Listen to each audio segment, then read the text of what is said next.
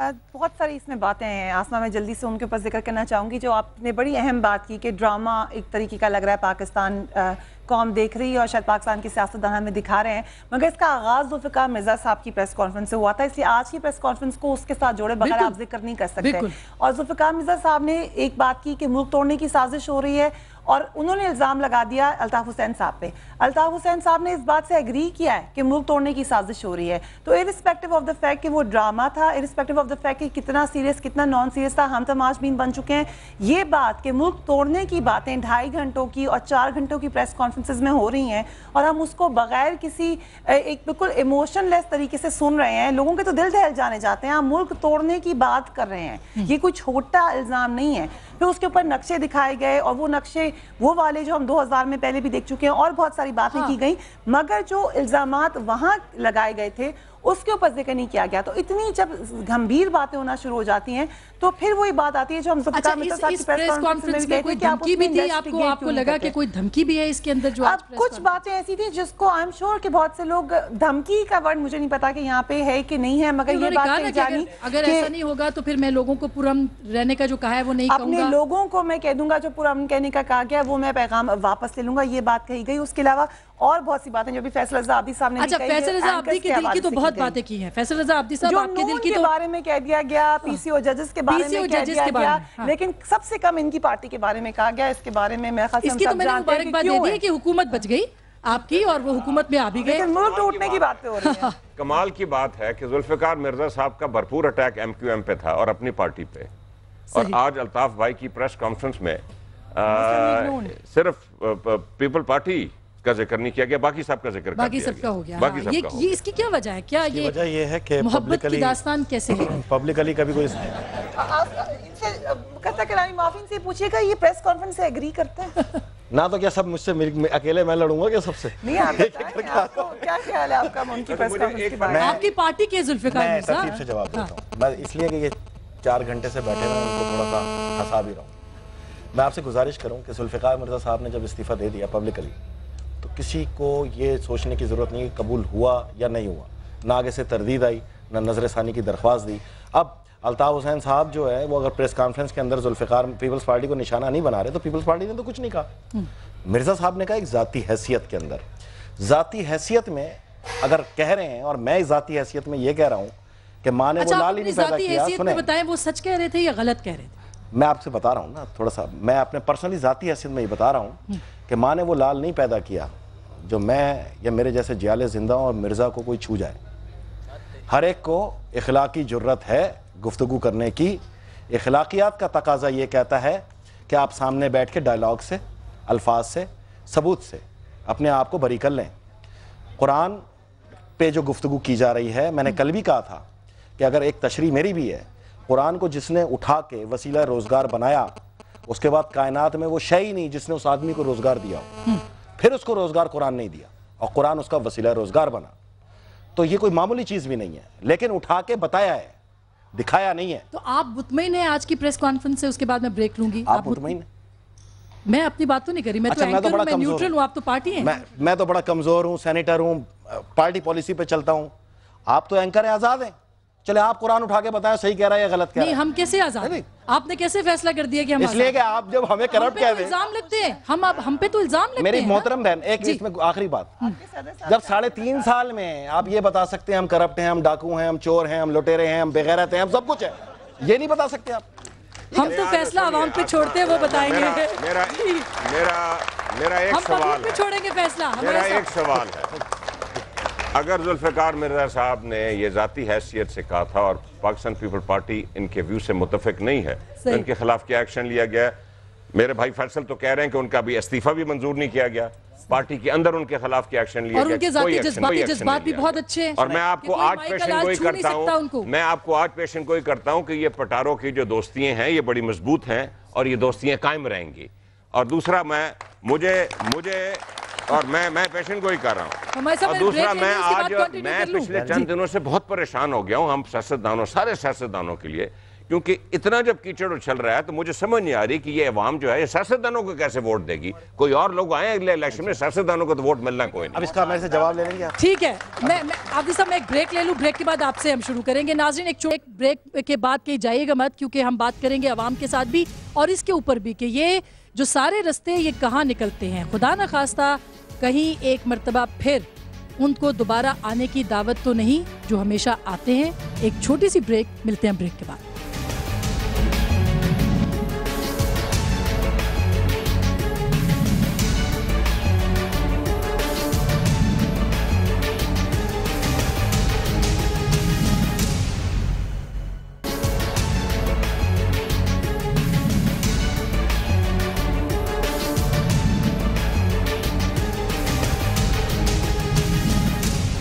Welcome back नाज़रीन, एक बार फिर आपको खुशामदीद कहते हैं। और ब्रेक से पहले फैसल रजा आब्दी कुछ जवाब दे रहे थे, कुछ डिफेंसिव थे और कह रहे थे इसका जवाब दूंगा। आप क्या कहना चाह रहे थे? बताऊं आपको कि नाहिद खान साहिबा, सफदर अब्बासी साहिबा, इसरार शाह साहब जब भी बयान देते हैं आप कहते हैं कि नाराज और अकीन का बयान है। वहाँ आपने कभी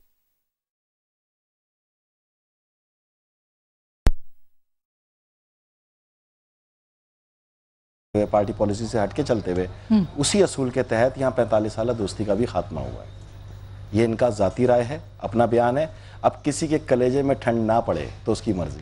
नहीं तो ठंड तो पड़ गई ना, इसीलिए तो एमकेएम ने भी फैसला किया है कि वो साथ आएंगे। तो अगर इस चीज को उन्होंने तस्लीम कर लिया कि जाती हैसियत में दिया। देखिए, दूसरा मैं आपको अर्ज करूं कि आपने मुझसे कहा कोई भी आए इस सिस्टम के अंदर, मस्जिद से मौलवी ले आए, स्कूल से टीचर ले आए, कॉलेज से लेक्चरार ले आए, बस से कंडक्टर ले आए, जो इस सिस्टम में आएगा सियासतदान ही तो कहलाएगा। सियासतदान के बाद अगर कोई सिस्टम और गुफ्तगू की जा रही है तो है मुल्लायत। ठीक है, जो कि लोगों के जहन में है।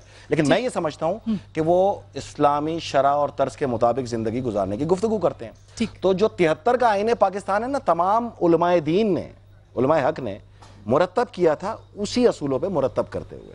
तो हम या कोई भी निज़ाम होगा इस्लामी निज़ाम, ये भी है, और अगर किसी और की सोच में तो वो भी। चले, बहुत बेहतर है। मैं यहाँ पे ऑडियंस से अपनी बात करना चाहती हूँ क्योंकि आवाम की आवाज़ कोई नहीं सुनेगा आज। जी, क्या कहेंगे आप? इज्जत खान साहब हमारे बड़े पुराने। मेरा नाम इज्जत खान है, एक मजदूर आदमी हूँ और मजदूर की ज़ुबान में बात करता हूँ। मुआज़्ज़ज़ मेहमानों को मेरे तरफ से बहुत बहुत सलाम अलैकुम। अगर कोई गुफ्तगू में ऐसी बात हो तो मुझे माफ़ करना। अल्लाह ने आपको बहुत इज़्ज़त दिया, इस कौम और हम सब लोगों ने आपको मुंतखब किया, लेकिन इस प्रेस कॉन्फ्रेंस से क्योंकि वो मौजूद नहीं है तो फैसल रजा आब्दी साहब जो हुकूमत है, मेरा सवाल इससे उसे पैगाम, इससे तो पूरा वो कहते हैं पाकिस्तानी कौम से खिताब किया, पाकिस्तानी कौम से नहीं किया, उसने अपने कौम से खिताब किया। और कम अज कम मैं एक मजदूर हूँ, मुझे समझ में नहीं आया वो किस को एड्रेस कर रहा था। उसने दुनिया में कोई बंदा छोड़ा तो नहीं है। एमकेएम हमारे साथ है नहीं इस वक्त। ठीक है, हाँ बिल्कुल, वो भी हमारे हम सब पाकिस्तानी है। ओके, दूसरा सवाल मेरा ये जी जनाब, बात ये कि अब हमारा इन मजदूरों का, हमने हर बंदे को रिजल्ट चाहिए। आप जिस सदर के तर्जुमान है वो भी तो आपसे रिजल्ट मांगते हो, माशाल्लाह आप दे रहे। हमने जो आप लोगों को मुंतखब किया हमें भी इसलिए कि आप रिजल्ट लाएगा, बेहतरी लाएगा। क्या इसके बाद में मेरा ये सवाल है, क्या हम एक झंडे पे, पाकिस्तान के झंडे पे मुत्तफिक नहीं हो सकते? जब हम अपना अपना 120 झंडे उठा के फिरते तो ये मल बनेगा नहीं। सही है। अच्छा चले, इज्जत खान साहब बहुत अच्छा हो गया, ये जवाब तो फैसल रजा आब्दी देंगे। और प्लीज एमकेएम चूंकि प्रोग्राम में नहीं है और वो पाकिस्तान की पॉलिटिकल पार्टी है, उसके बारे में हम कोई बात नहीं कर सकते जबकि वो मौजूद नहीं। जी, तारिक मलिक फ्रॉम रावलपिंडी। मेरा सवाल सिर्फ और सिर्फ एमक्यूएम से है, क्योंकि बाकी मैं इनसे इसलिए नहीं करता कि ये तो जैसा आवाम को इन्होंने जो है ना यूज़ करते हैं, जानवर समझा हुआ है, दैट्स इट। और एमक्यूएम से जब जो है ना एमक्यूएम बोलती है कि हम आवामी लोग हैं, हम आवाम के लिए सीटें छोड़ते हैं, ओपोजिशन में जाते हैं। ठीक है, मान लिया कि आप ओपोजिशन में जानते हैं, आवाम के लिए जाते हैं, और जब आप आते हैं अपने ज़ाती मफादात आपके पूरे हो जाते हैं तो आप छलांग लगाते हैं। तब आप क्यों नहीं आवाम से पूछते कि मैं आया कि गवर्नमेंट में जाऊं या ना जाऊं? क्यों कि उनकी सिर्फ जातियात की सियासत है। और कराची के जो भी हालात हैं इस वक्त वो सिर्फ और सिर्फ उसका जिम्मेदार एमक्यूएम है, कोई और पार्टी नहीं। क्यों कि जब कराची में गाड़ियां जलती हैं, बसें जलती हैं, वो बसें किसकी होती हैं? ये हम नहीं, छोड़ देना, आप छोड़ दे। ये एमकेएम के, मैंने आपसे पहले कहा है कि एमकेएम इस वक्त पार्टी, हम कोशिश करते हैं हम कि वो हों, लेकिन वो नहीं है, उनके ऊपर हम कैसे बात कर सकते हैं? जी, मैं एक चीज जरूर कहूंगा जी, एमक्यूएम बैठी नहीं है और मैंने खुद कुछ तनकीद की है, लेकिन एमक्यूएम में जो भी खामी है, एमक्यूएम एक बहुत बड़े तबका जो कि कराची का और सिंध का और मैंडेट है उनके उर्दू पास, स्पीकिंग तबका है, दुरुस्त एक तो उसका बात है। मैंडेट है और एक उसकी नुमाइंदगी करती है, और इस वजह से हमें उनका एहतराम करना ठीक है, चाहिए। बिल्कुल, जो ओके जी। उनमें है वो हैं। जी, पाकिस्तान की बात करें वैसे भी जी। परवेज खान प्राम स्वात, जो मेरा सवाल फैसल रजा साहब से है, जब से मिर्जा साहब के बयानात और इल्जामात आए हैं, कराची में टारगेट किलिंग में काफी कमी आई है, इसके पीछे क्या राज है? अच्छा, ये मैं बशीर जान साहब से पूछती हूँ। और आपके ख्याल में मिर्जा साहब की इल्जामात और बयानात की किस तरह तहकीक इन्वेस्टिगेशन होनी चाहिए? ठीक है, अच्छा ये आप नोट कर लीजिए। बशीर जान साहब भी हमारे साथ है। बशीर जान साहब, आपको भी बरीउल जिम्मा नहीं करार दिया जा सकता, आप पे भी बड़े संगीन इल्जाम आज के बाद लगे हैं। मामला सुप्रीम कोर्ट के अंदर है, लेकिन आप क्या कहेंगे इस हवाले से जो आपके इल्जामात लगे हैं, और किस तरह से डिफेंस करेंगे आप उनका? देखें अस्मा, हमारे ऊपर जो इल्जामात लगे ये कोई नई बात नहीं है, ठीक है। उसने जो इल्जामात लगाए कि इन्होंने, देखे हमारे गांव में एक मिसाल मशहूर है कि एक बंदे ने बकरी का बच्चा चोरी कर लिया था, बकरी चोरी कर ली थी। तो जब वो असर का नमाज पढ़ के बाहर निकला तो जिधर दो बंदे खड़े होते थे, को बात करते थे, तो ये उनसे पूछता था तुम क्या बकरी बकरी करते हो, यानी इसको शक था कि ये मेरी बकरी का जिक्र कर रहे हैं। तो उन्होंने जो बात की वो तो खुद वो है इस तरह के लोग, इस तरह वो दूसरों को भी ऐसे समझते हैं। कराची में जुल्फिकार मिर्जा ने जो बयान दिया, अस्मा मैं आपको और तमाम नाजरीन को ये बता दूं कि डॉक्टर जुल्फिकार मिर्जा ने अपनी कोई राय या अपनी कोई तजवीज़ नहीं दी, बल्कि डॉक्टर जुल्फिकार मिर्जा ने वो बातें अवाम को बताई जो बैसत वज़ीर दाखिला उनके पास शवाहिद मौजूद थे। उन्होंने अल्ताफ़ हुसैन के हवाले से जो बात की कि वो पाकिस्तान तोड़ने में मुलविस है या पुख्तूनों को कत्ल करने से वो बाज नहीं आएंगे, उनका कहा हुआ था। लेकिन बशीर जान साहब, कोर्ट के अंदर जो बात हुई है उसमें तो आपकी पार्टी का भी नाम लिया गया है, हकीकी का भी नाम लिया गया है। चीफ जस्टिस साहब ने एक रोलिंग दी है, उनके कमेंट्स थे कि जिस इल्जाम का जवाब रिजनेबल टाइम में ना दिया जाए, इसका मकसद ये है कि वो इल्जाम वो पार्टी एक्सेप्ट करती है। लिहाजा हम ये कहेंगे कि जुल्फिकार मिर्जा ने जो बयानात दिए, पीर मजर से पूछा जाए, आज इसने जो अब शाह साहब के ऊपर जो इल्जाम लगाया शाही सैयद के ऊपर, तो उन्होंने नाम लिया इरफान मरवत का। अभी आप इरफान मरवत को लाइन पे ले ले और उनसे पूछ ले कि आपके और शाह साहब के दरमियान ऐसी कोई बात हुई है, और अगर एक इल्जाम तो ये, और अगर शाह साहब ने ये बात कर देंगे, यहाँ तो रस्म चली है कि कुरान उठा दे और इनकार कर दें, या देखें तो ये कुरान उठा के इनकार कर ले, जुल्फिकार मिर्जा से ऐसी बात। देखें आसमा, यही हम कह रहे हैं कि हम पुख्तून लोग हैं, हम मजहबी लोग हैं, हमारे लोगों ने जो कुरान देखा कि जुल्फिकार मिर्जा ने कुरान सर पर रखकर जो बात की, हमारे लोगों की दिलों से वो बात तब देखे। हमारे में दो खासियत है, ये हमारी मजबूरी समझे। तो आज अल्ताफ हुसैन साहब ने भी तो कुरान पकड़ा, लेकिन कैसे वो आप बात किसको नहीं आप की। दुरुस्त करार देंगे, बताइए मुझे। उनको कुरान पकड़कर वो बात करनी चाहिए थी कि मैंने जुल्फिकार मिर्जा से ये बात नहीं की। वरना मैं आपको बता दूं, पुख्तूनों की दो खामियां हैं या खासियतें हैं, हम बदला भी नहीं छोड़ते और माफ भी करते हैं, दोनों बातें हैं। अगर दिल से कोई आके हमसे तलखियां खत्म कर दे सद के दिल से, तो पुख्तून 20-20, 25-25 कत्ल एक दूसरे को माफ करते हैं, लेकिन बदला जिंदगी भर नहीं छोड़ते हैं। अब अगर अल्ताफ हुसैन, तो आगे क्या देखते हैं आप आगे क्या, बशीर जान साहब क्या समझे आप, किस बात से आप माफ करेंगे या बदला लेंगे? अगर वो हमारी तसल्ली करा देते हैं कि जुल्फिकार मिर्जा ने ये बात झूठ बोली है, जुल्फिकार मिर्जा ने कुरान सर पर रखकर और उनको पीर मजर को गवाह बनाकर ये कहा है कि अल्ताफ हुसैन ने मुझे ये बात की है कि मैं कराची में पुख्तूनों का कत्लेआम बंद नहीं कर सकता, या तो वो हमारी तसल्ली करा दिया, ठीक है हम गरीब लोग हैं, कमजोर लोग हैं। हुमायूं अख्तर खान साहब कुछ पूछना चाह रहे हैं, मैं आ रही हूँ जी। सब तमाम भाइयों से एक इल्तिजा करता हूँ कि ये जो हमारी दंगल है पाकिस्तान की सियासत का और ये जो कीचड़ उछल रहा है, इसमें खुदा के लिए कुरान शरीफ जैसी मुकद्दस किताब को ना लाएं और उसको ज़रा बाहर रखें, अपनी सियासतें करें, और ये किताब हम सबको बेइंतहा दुनिया के मुसलमानों को दी, इसको ज़रा बाहर। आसमा मैं एक बात करूंगा, हुमायूं अख्तर साहब, आसमा मेरी आवाज आ रही है?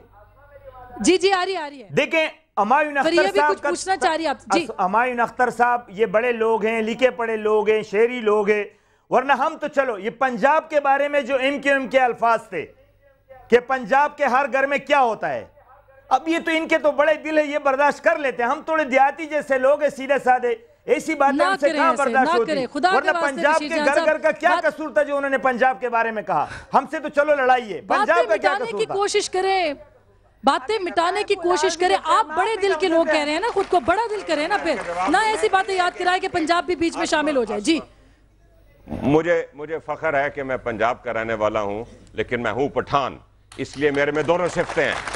और पंजाब वाले लोग बड़े दिल के होते हैं और पठान उससे भी बड़े दिल के होते हैं, इसलिए हमारा दिल बड़ा है और पूरी कौम का दिल बड़ा होना चाहिए। फरिया आप कुछ कहना चाहते हैं? जी थैंक यू।